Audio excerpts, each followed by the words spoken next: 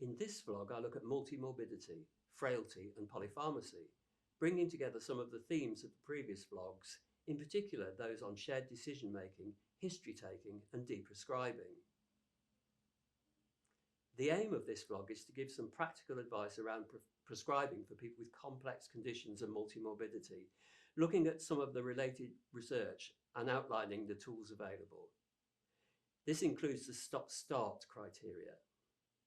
Our accountability as prescribers also covers taking a thorough history, respecting the patient's choices, providing full information on the benefits and disadvantages of medicines, providing full information on the safe administration of medicines to everyone involved, reviewing, reducing and stopping medicines, and any advice we give related to medicines. In addition, there may be occasions where we need to be part of a well-structured and documented best interest decision-making process, or help protect a patient's medicines regime when it is unusual, for example off-label, low dose or high dose. This means that any criteria we use to inform decisions on whether we should start, stop or reduce a medicine are purely guidance and not a substitute for a thorough assessment with the individual patient. In this vlog, we look briefly at three areas: definitions, resources, practical advice for using the resources. Firstly, let's look at some of the definitions. NHS England describes frailty as a loss of resilience that means people don't bounce back as quickly after a physical or mental illness, an accident or other stressful events. It's advice based on the British Geriatric Society's Fit for Frailty model. Multi-morbidity refers to the presence of two or more long-term health conditions, which can include defined physical and mental health conditions such as diabetes or schizophrenia, ongoing conditions such as learning disability, symptom complexes such as frailty or chronic pain, sensory impairment such as sight or hearing loss, alcohol and substance misuse. Secondly, here is a list of some of the resources used to prepare this blog. While the focus is on frailty and multi-morbidity, prescribing areas which apply particularly to the elderly, I've also included some resources on supporting treatment for medicines in paediatrics. In particular, Stomp and Stamp projects, which are set up to ensure children with a learning disability or autism are taking the appropriate medication. The stop-start criteria apply to the elderly. There are a list of medicines that can potentially be stopped and some that can potentially be started that might have been missed. They are similar to the Beers criteria, which originated in the US. In the UK, NICE recommends the use of screening tools such as stop-start criteria in their guideline on medicines optimisation. These criteria and others can be used at an organisational level to identify patients who would benefit from having their medicines reviewed using the available data. These reviews are frequently carried out by pharmacists. The stop-start criteria are most commonly used in inpatient settings. The aims of the stop-start criteria are to provide an evidence-based summary for action on medicines that may not be needed or may have been omitted, to improve medicine optimisation for individual patients, to help prevent adverse drug reactions, ADRs, and to reduce drug costs. Here is a summary of evidence from the use of the stop-start criteria. Here are some questions for reflection. Looking at the stop-start criteria, which ones are relevant to your area of practice? Which classes of medicines are most risky for your patients?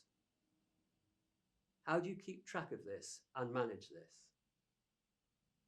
Another area to look at is that of getting the dose right.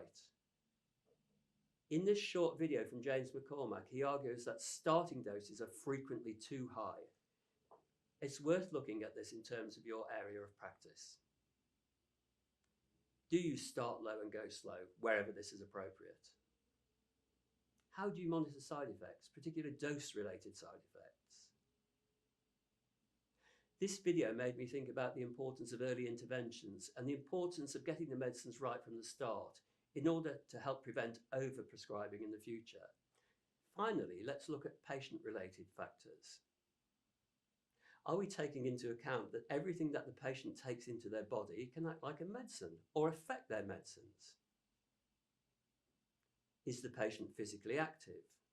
Do they have a disability or condition which affects the absorption, metabolism, distribution, and excretion of medicines?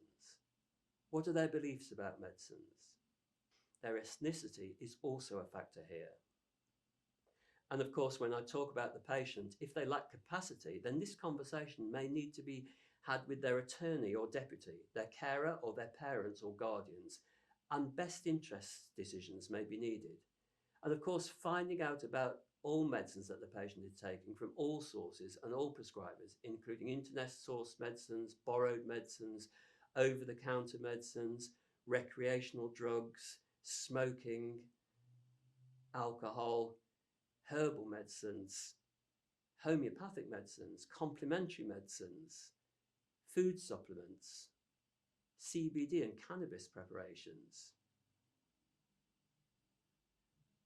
Are they allergic or sensitive to any medications?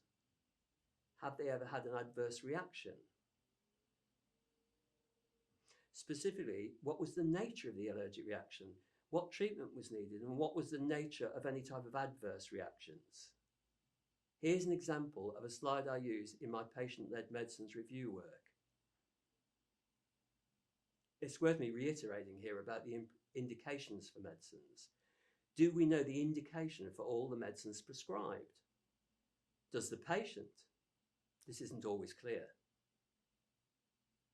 In conclusion, here's a checklist I put together of key considerations prescribing in frailty and multi-morbidity and all areas of complex care.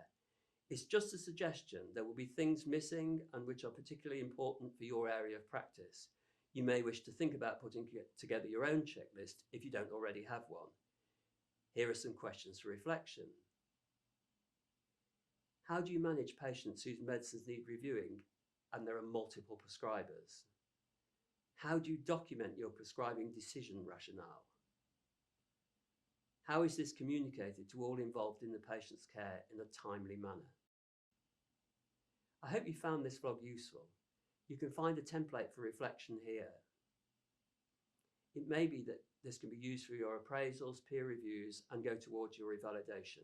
We welcome your feedback. There's a short 3-question survey listed in the links section. Thank you.